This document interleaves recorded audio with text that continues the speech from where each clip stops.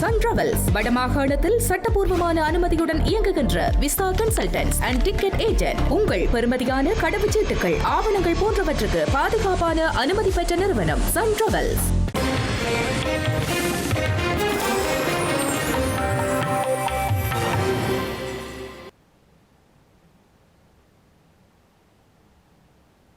வணக்கம்.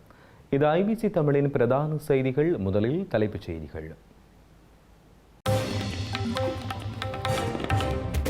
சிரேஷ்ட ஊடகவியலாளர் ஐயாத்துரை நடேசனின் 22வது ஆண்டு நினைவு தினம். வடக்கு கிழக்கில் உணர்வு பூர்வ அஞ்சலி. தையிட்டி விகாரைக்குள் புகைப்படம் எடுத்த இளைஞர்கள் பிணையில் விடுதலை, நீதிமன்றம் உத்தரவு.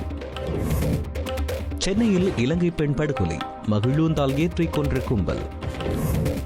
கிழக்கில் கடற்றொழில் அபிவிருத்தி, ஜப்பானுடன் முக்கிய ஒப்பந்தம் கைச்சாத்து. பாஜக ஆட்சியின் 2வது ஆண்டு நிறைவு, மத்திய அமைச்சரவையின் மாற்றத்திற்கு பிரதமர் மோடி திட்டம். இனி தொடர்வது விரிவான செய்திகள். மட்டக்களப்பில் படுகொலை செய்யப்பட்டுள்ள சிரேஷ்ட ஊடகவியலாளர் நாட்டுப்பற்றாளர் ஐயாத்துரை நடேசனின் 22ஆம் ஆண்டு நினைவு தினம் இன்று வடக்கு கிழக்கு தமிழர் தாயக பகுதிகளில் நினைவு கூறப்படுகிறது. இந்த படுகொலை தொடர்பாக நேரடியான சாட்சியங்கள் பதிவு செய்யப்பட்டு கொலையாளிகள் இனம் காணப்பட்ட போதிலும் இதுவரை எந்தவொரு விசாரணைகளும் ஸ்ரீலங்கா அரசாங்கத்தால் முன்னெடுக்கப்படாத நிலையில் நினைவு தினம் கடைபிடிக்கப்பட்டுள்ளது. 2004ஆம் ஆண்டு மே மாதம் 31ஆம் தேதி ஊடகவியலாளர் நடேசன் தனது அலுவலகத்துக்கு சென்று கொண்டிருந்த போது மட்டக்களப்பு எல்லை வீதியில் வைத்து ஸ்ரீலங்கா ராணுவத்தினருடன் சேர்ந்து இயங்கிய ஆயுதக்குழு ஒன்றால் சுட்டுக் கொல்லப்பட்டார். அவரது மரணத்துக்கு நீதி கிடைக்காத நிலையில் 22வது ஆண்டு நினைவு தினம் வடக்கு கிழக்கு தமிழர் தாயக பகுதிகளில் கடைபிடிக்கப்பட்டு வருகிறது. இந்நிலையில் கிழக்கிழங்கை செய்தியாளர் சங்கத்தின் அனுசரணையுடன் மட்டக்களப்பு காந்தி பூங்காவில் அமைந்துள்ள படுகொலை செய்யப்பட்ட ஊடகவியலாளர்களின் நினைவு தூபிக்கு முன்பாக இந்த அஞ்சலி நிகழ்வு உணர்வு பூர்வமான முறையில் முன்னெடுக்கப்பட்டிருந்தது. சென்னையில் இடம்பெற்ற மோதலில் இலங்கையைச் சேர்ந்த தமிழ் பெண் ஒருவர் கொடூரமாக கொலை செய்யப்பட்டுள்ள சம்பவம் பெரும் அதிர்ச்சியினை ஏற்படுத்தியுள்ளது. சம்பவத்தில் இலங்கையைச் சேர்ந்த 18 வயதான பெண் ஒருவரை உயிரிழந்துள்ளதாக தெரிவிக்கப்படுகிறது. விடுமுறையினை முன்னிட்டு நேற்றிரவு சென்னை கோயம்பேட்டில் உள்ள மதுபான கூடம் ஒன்றில் மதுகருந்தும் இளம்பெண் ஒருவர் நடனமாடிய நிகழ்ச்சியின் போது இரு தரப்பினரிடையே திடீரென்று வாக்குவாதம் ஏற்பட்டு அது பெரும் மோதலாக மாறியது. அந்த இளம்பெண் அங்கிருந்து வெளியேறி தன்னுடைய இரு உந்துருளியில் சென்றபோது மதுபான கூடத்திலிருந்து ஒரு கும்பல் அவரை துரத்திச் சென்று மகுழுந்தால் ஏற்றியுள்ளனர். இந்த சம்பவத்தில் இளம்பெண் மகுழுந்தின் அடியில் சிக்கொண்டு சம்பவ இடத்திலேயே உயிரிழந்தார். குறித்த பெண்ணுடன் உந்துருளியின் பின்னால் சென்ற சிறுமி பலத்த காயமடைந்து தற்பொழுது தீவிர சிகிச்சைக்காக வைத்தியசாலையில் அனுமதிக்கப்பட்டுள்ளார். இந்த கொலை மற்றும் மோதல் சம்பவம் தொடர்பில் சந்தேகத்தின் பேரில் ஒருவர் கைது செய்யப்பட்டுள்ள நிலையில் காவல்துறையினர் தீவிர விசாரணைகளை மேற்கொண்டு வருகின்றனர்.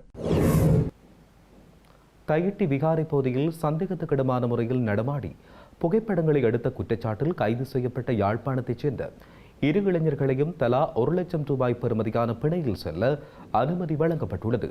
அத்துடன் ஒவ்வொரு ஞாயிற்றுக்கிழமைகளிலும் பலாலி காவல் நிலையத்துக்கு சென்று கையெழுத்திட வேண்டும் என்ற நிபந்தனையும் விதிக்கப்பட்டுள்ளது. வெசாக் தினத்தை முன்னிட்டு தையிட்டி விகாரையில் நேற்றைய தினம் வழிபாடு நடைபெற்றுள்ள நிலையில் விகாரைக்கு சற்று தொலைவில் காணி உரிமையாளர்கள் போராட்டத்தை மேற்கொண்டனர். இந்த நிலையில் வடமராட்சி பகுதியைச் சேர்ந்த 2 இளைஞர்கள் விகாரைக்கு செல்வதாக கூறி விகாரை பகுதிக்கு சென்று அங்கு சந்தேகத்துக்கிடமான முறையில் நடமாடி புகைப்படங்களையும் எடுத்திருந்தனர். அதை அவதானித்த காவல்துறையினர் இருவரிடமும் விசாரணைகளை முன்னெடுத்த போது முன்னுக்கு பின் முரடான தகவல்களை வழங்கியதை அடுத்து இருவரையும் கைது செய்து பலாலி காவல் நிலையத்தில் தடுத்து வைத்து விசாரணைகளை முன்னெடுத்துள்ளனர். விசாரணைக்கு பின்னர் இருவரையும் மல்லாகம் பதில் நீதவான் முன்னிலையில் முற்படுத்திய போது அவர்களை 1 லட்சம் ரூபாய் பெறுமதியான பிணையில் செல்ல அனுமதித்த நீதிமன்றம் ஒவ்வொரு ஞாயிற்றுக்கிழமைகளிலும் பலாலி காவல் நிலையத்திற்கு வந்து கையெழுத்திட வேண்டும் என்ற நிபந்தனையையும் விதித்துள்ளது. யாழ்ப்பாணம் பருத்தித்துறை கடலிலிருந்து கடற்றொழிலுக்கு சென்று காணாமல் போன 4 மீனவர்களை தேடுவதற்கு இந்தியாவின் உதவியை நாடியுள்ள அதேவேளை சர்வதேச கடலில் தேடுவதற்கான அனுமதி வழங்கப்பட்டுள்ளதாக ஸ்ரீலங்கா கடற்றொழில் அமைச்சர் ராமலிங்கம் சந்திரசேகரன் தெரிவித்துள்ளார். பருத்தித்துறை கடலில் கடற்றொழிலுக்கு சென்று திரும்பாத 4 கடற்றொழிலாளர்கள் தொடர்பில் எவ்வாறான நடவடிக்கைகள் முன்னெடுக்கப்பட்டு வருகின்றன என்று தொடர்பு கொண்டு கேட்டபோதே அவர் இவ்வாறு தெரிவித்துள்ளார். பருத்தித்துறை கடலில் இருந்து கடற்றொழிலுக்கு சென்று 4 கடற்றொழிலாளர்கள் காணாமல் போன நிலையில் குறித்த விடயம் வேதனையான ஒரு சம்பவம் என்றும் தமது உறவுகளை காணாமல் தவிக்கும் குடும்பங்களுக்கு தாம் ஆறுதலை தெரிவிப்பதாகவும் ஸ்ரீலங்கா கடற்றொழில் அமைச்சர் ராமலிங்கம் சந்திரசேகரன் தெரிவித்துள்ளார். குறித்த கடற்தொழிலாளர்கள் தொடர்பில் இலங்கை கடற்படையின் உதவியுடனும் தொலை நுண்ணுணர்வு கருவிகளின் உதவியுடனும் இலங்கை கடல் எல்லை பகுதிகளில் தேடுதல் நடவடிக்கைகள் இடம்பெற்று வருவதாக அவர் குறிப்பிட்டுள்ளார். மேலும் அமைச்சு மட்டத்தில் கடற்றொழிலாளர்களை தேடுவதற்கான அறிவுறுத்தல்கள் சம்பந்தப்பட்ட தரப்பினர்களுக்கு ஏற்கனவே வழங்கப்பட்டுள்ளதாகவும் உரிய நடவடிக்கைகள் மேற்கொள்ளப்பட்டு வருவதாகவும் இலங்கை எல்லை கடற்பரப்புகளில் மேற்கொண்ட தேடுதலில் குறித்த கடற்றொழிலாளர்கள் எவரும் சிக்காத நிலையில் தனியார் படகுகள் மூலம் சர்வதேச கடல் எல்லைகளில் தேடுவதற்கான அனுமதியும் வழங்கப்பட்டுள்ளதாக தெரிவிக்கப்படுகிறது. இந்த நிலையில் நேற்றைய தினம் தீவக கடலில் இருந்து கடற்றொழிலுக்கு சென்ற மூவர் பலத்த காற்றினால் திசை மாறி சென்ற நிலையில் உடனடியாக தமது கவனத்திற்கு கொண்டுவரப்பட்டு சில மணித்தியாலங்களில் அவர்கள் பாதுகாப்புடன் கரை திரும்பியதாகவும் அவர் தெரிவித்தார். யாழ்ப்பாணம் பருத்தித்துறையிலிருந்து கடற்றொழிலுக்கு சென்று காணாமல் போனவர்களை தேடும் பணிகள் தொடர்ச்சியாக நடைபெற்றுக் கொண்டிருப்பதாகவும் அவர்கள் உயிருடன் மீட்பது தொடர்பில் ஸ்ரீலங்கா அரசாங்கம் கரிசனை கொண்டுள்ளதாகவும் ஸ்ரீலங்கா நாடாளுமன்ற உறுப்பினர் ராஜீவன் ஜெயச்சந்திரமூர்த்தி தெரிவித்துள்ளார். யாழில் உள்ள தேசிய மக்கள் சக்தி காரியாலயத்தில் நேற்றைய தினம் இடம்பெற்ற ஊடக சந்திப்பின் போதே அவர் இவ்வாறு குறிப்பிட்டுள்ளார். நாங்கள் பெருந்தொகை நீண்ட காலத்துக்கு பிறகு பெருந்தொகை பணத்தை செலவழித்து 2 டேங்கர் படகுகளும் சென்றிருக்கிறது. அதை இப்பொழுது ஒரு படகு இந்திய எல்லையை கடந்து சென்று கொண்டிருக்கின்றது. அதே போன்று அடுத்த படகு இந்தியா எல்லையை அண்மித்திருக்கின்றது. அதே போன்று அந்த பிரதேசத்தை வாழுகின்ற மீனவர்களும் தேடிக்கொண்டிருக்கின்றார்கள். உண்மையிலேயே அந்த பாதிக்கப்பட்ட காணாமல் போனவருடைய குடும்ப உறவினர்களை சந்தித்திருந்தோம். நாங்கள் அவருடைய நிலைமையை விசாரித்துக் கொண்டோம். அங்கே காணப்பட்ட சமாசங்கள் தலைவர்கள், மீன்பிடி தொழிலாளர்களுடைய உறுப்பினர் எல்லாரையும் சந்தித்து நாங்கள் கேட்டிருந்தோம். அவர்கள் மீது கரிசனையா இருக்கின்றோம். இது சாதாரண விடயமல்ல, 4 உயிர்களுடைய பெருமையாளர்களுடைய விடயம் சம்பந்தமானது. எனவே இந்த இடத்திலே எந்தவித அரசியலும் இல்லாமல் அவர்களை நாங்கள் உயிரோடு மீட்பதற்கு முழுமையான முயற்சி செய்திருக்கின்றோம். அவர்கள் முழுமையாக உயிரோடு மீட்டோம் சொன்னால் அதுவே நாங்கள் வாழ்க்கையிலே செய்கின்ற மிகப்பெரிய ஒரு பாக்கியமாக இருக்கும். அதே போன்று அவர்களுக்கு நான் பொறுப்பு கூறுவதற்கு தேவை இருக்கின்றது. அந்த பொறுப்புக்கு அமைய உங்களுடைய கடற்தொழில் அமைச்சர், உங்களுடைய அரசாங்கம், எங்களுடைய சக பாராளுமன்ற உறுப்பினர்கள், அதே போன்று பாராளுமன்ற உறுப்பினருடைய செயலாளர்கள், அதே போன்று அவருடைய ஆளறிஞர், கடற்படை, விமானப்படை, அதே போன்று நீரியல் வளத்துறை அமைச்சு, அதே போன்று ஜனாதிபதி செயலகம், பாதுகாப்பு அமைச்சு, அதே போன்று எங்களுடைய அனைத்து முகாமைத்துவ பணியகம் அனைத்துமே களத்தில் இறங்கி இருக்கின்றது. ஆனால் ஒன்றை சொல்ல வேண்டும், இந்த சம்பவம் திடீரென நடந்த சம்பவம். அந்த கடல் மிக சீற்றமாக காணப்படுகின்றது. அந்த இடத்துக்கு போக முடியாமல் கூட காணப்படுகின்றது. எனவே என்ன நடந்திருந்தாலும் நாங்கள் அந்த 4 மீனவர்களையும் காப்பாற்றுகின்ற முழுமையான முயற்சியிலே ஈடுபட்டிருக்கின்றோம். ஐக்கிய நாடுகளின் புலம்பெயர் தொழிலாளர்கள் மற்றும் அவர்களின் குடும்ப உறுப்பினர்களின் உரிமைகளை பாதுகாப்பதற்கான குழுவின் தலைவராக முன்னாள் வெளியுறவு செயலாளரும் தூதுவருமான பிரசாத் காரியவசம் ஏகமனதாக தேர்ந்தெடுக்கப்பட்டுள்ளார். ஜெனீவாவில் உள்ள பெலஸ் வின்சனில் கடந்த மே மாதம் 28ஆம் தேதி நடைபெற்ற இந்த குழுவினுடைய 42வது அமர்வின் ஆரம்ப நிகழ்வின் பொழுதே அவர் இந்த பதவிக்கு தெரிவு செய்யப்பட்டுள்ளார். தலைமன்னார் ராமேஸ்வரம் இடையில் பாலம் அமைக்கப்பட்டால் இந்தியாவின் ஆதிக்கம் அதிகரிக்கும் என்றும் தமிழ்நாட்டுடனான தொடர்பு வலுப்பட்டு ஈழத்தமிழர்கள் அரசியல் ரீதியாக பலமடைந்து விடுவார்கள் என சிங்கள பௌத்த சித்தாந்தவாதிகள் அஞ்சுவதாகவும் அரசியல் ஆய்வாளரும் சட்டத்தரணியும் சமூக விஞ்ஞான ஆய்வு மைய இயக்குநருமான ஜோதிலிங்கம் தெரிவித்துள்ளார். அவர் இந்த வாரம் எழுதிய ஆய்வு கட்டுரை ஒன்றிலேயே இவ்வாறு குறிப்பிட்டுள்ளார். தலைமன்னார் ராமேஸ்வரம் இடையில் பாலம் அமைக்கும் திட்டத்தை இந்தியா தீவிரமாக முன்னெடுத்து வருகிறது. இலங்கையின் தென்பகுதியில் சீனாவின் ஆதிக்கம் அதிகரித்துள்ள நிலையில் தனது நாட்டின் பாதுகாப்பை உறுதி செய்ய இந்தியா இந்த பாலத்தை ஒரு முக்கிய மூலோபாய நகர்வாக பார்க்கிறது. குறித்த திட்டத்திற்கு தென்னிலங்கை அரசியல் தரப்பில் கடும் எதிர்ப்பு எழுந்துள்ள நிலையில் குறித்த பாலம் அமைக்கப்பட்டால் இந்தியாவின் ஆதிக்கம் அதிகரிக்கும் எனவும் தமிழ்நாட்டுடனான தொடர்பு வலுப்படுத்தப்பட்டு ஈழத்தமிழர்கள் அரசியல் ரீதியாக பலமடைந்து விடுவார்கள் என்றும் சிங்கள பௌத்த சித்தாந்தவாதிகள் அஞ்சுவதாகவும் அவர் தெரிவித்துள்ளார். குறித்த பாலம் அமைந்தால் இருநாட்டு தமிழர்களுக்கு இடையிலான தொப்புள் கொடி உறவு மற்றும் கலாச்சார பரிவர்த்தனை பன்மடங்கு வலுப்பெறும் எனவும் தமிழ்நாட்டின் முதலீடுகள் மூலம் ஈழத்தமிழர்கள் மற்றும் மலையக மக்களின் பொருளாதாரம் வாழ்வாதாரம் பெரும் வளர்ச்சியடையும் எனவும் அவர் சுட்டிக்காட்டியுள்ளார். இந்தியாவினுடைய பிரம்மாண்ட சந்தையோடு இணைக்கப்படுவதால் இலங்கையின் இறக்குமதி செலவுகள் குறைந்து அதன் பொருளாதார நெருக்கடிக்கு நிரந்தர தீர்வு கிடைக்கும் எனவும் அவர் தெரிவித்துள்ளார்.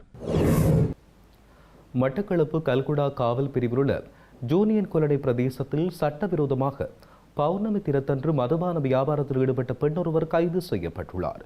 குறித்த சம்பவம் தொடர்பில் மேலதிக விசாரணைகளை காவல்துறையினர் மேற்கொண்டு வருகின்றனர். காவல்துறை புலனாய்வு பிரிவுக்கு கிடைக்கப்பட்டு தகவல் ஒன்றை தொடர்ந்து சம்பவ தினமான நேற்று இரவு போதை ஒழிப்பு பிரிவு பொறுப்பதிகாரி உப காவல்துறை பரிசோதகர் விஜயராஜா தலைமையிலான குழுவினர் குறித்த வீட்டை முற்றுகையிட்டிருந்தனர்.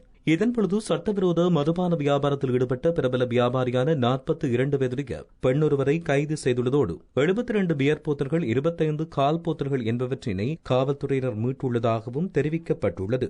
மேலும் கைது செய்யப்பட்டவரை நீதிமன்றத்தில் முன்னிலைப்படுத்த காவல்துறையினர் நடவடிக்கைகள் எடுத்து வருவதாகவும் தெரிவிக்கப்படுகிறது. இந்திய பிரதமர் நரேந்திர மோடி தலைமையிலான மத்திய அமைச்சரவை மறுசீரமைப்பு செய்யப்பட உள்ளதாக டெல்லி அரசியல் வட்டாரங்கள் தெரிவிக்கின்றன. இந்திய பிரதமர் நரேந்திர மோடி தலைமையிலான பாஜக கூட்டணி அரசு கடந்த 2024ஆம் ஆண்டு ஜூன் மாதம் 9ஆம் தேதி தனது 3வது ஆட்சிக்கான பதவியேற்பு விழாவை நடத்தியது. இந்த நிலையில் ஜூன் மாதம் 9ஆம் தேதி ஆட்சி அதிகாரத்தில் புதுப்பிப்புகளை செய்ய பாஜக தலைமை ஆலோசித்து வருகிறது. தற்போதைய அமைச்சரவையில் உள்ள சுமார் 10 முதல் 12 அமைச்சர்களின் செயற்பாடுகள் திருப்திகரமாக இல்லாததால் அவர்கள் பதவிகளில் இருந்து நீக்கப்படலாம் அல்லது அவர்களின் துறைகள் மாற்றப்படலாம் என்றும் தெரிவிக்கப்பட்டுள்ளது. குறிப்பாக 70 வயதுக்கு மேற்பட்ட மூத்த அமைச்சர்கள் மற்றும் சில மாநிலங்களவை சட்டமன்ற உறுப்பினர்களுக்கு பதிலாக இளம் தலைமுறையைச் சேர்ந்த புதுமுகங்களுக்கு இந்த முறை அதிக வாய்ப்புகள் வழங்க திட்டமிடப்பட்டுள்ளது. தற்போதைய தேசிய ஜனநாயக கூட்டணி அரசின் பலத்தை பலப்படுத்தும் வகையில் கூட்டணி கட்சிகளைச் சேர்ந்த நாடாளுமன்ற உறுப்பினர்களுக்கும் அமைச்சரவையில் புதிய இடங்கள் ஒதுக்கப்பட வாய்ப்புள்ளதாகவும் தெரிவிக்கப்படுகிறது. பிரதமர் மோடி தலைமையில் கடந்த மே மாதம் 21ஆம் தேதி நடைபெற்ற மத்திய அமைச்சரவை கூட்டத்தில் இந்த அமைச்சரவை மாற்றம் குறித்து ஆரம்பகட்ட ஆலோசனைகள் நடைபெற்றுள்ளதாக தெரிவிக்கப்படுகிறது.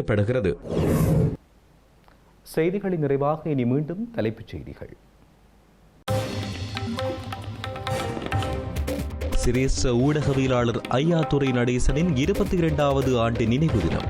வடக்கு கிழக்கில் உணர்வு பூர்வ அஞ்சலி.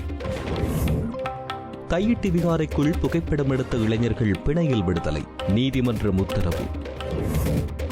சென்னையில் இலங்கை பெண் படுகொலை, மகிழுந்தால் ஏற்றிக் கொன்ற கும்பல். கிழக்கில் கடற்றொழில் அபிவிருத்தி, ஜப்பானுடன் முக்கிய ஒப்பந்தம் கைச்சாத்து. பாஜக ஆட்சியின் 2வது ஆண்டு நிறைவு, மத்திய அமைச்சரவையின் மாற்றத்திற்கு பிரதமர் மோடி திட்டம். இத்துடன் ஐபிசி தமிழின் பிரதான செய்திகள் நிறைவடைகின்றன. உடனுக்குடன் செய்திகளை அறிந்து கொள்ள IBC Tamil.com என்ற எமது இணையதளத்தை பார்வையிடுங்கள். வணக்கம்.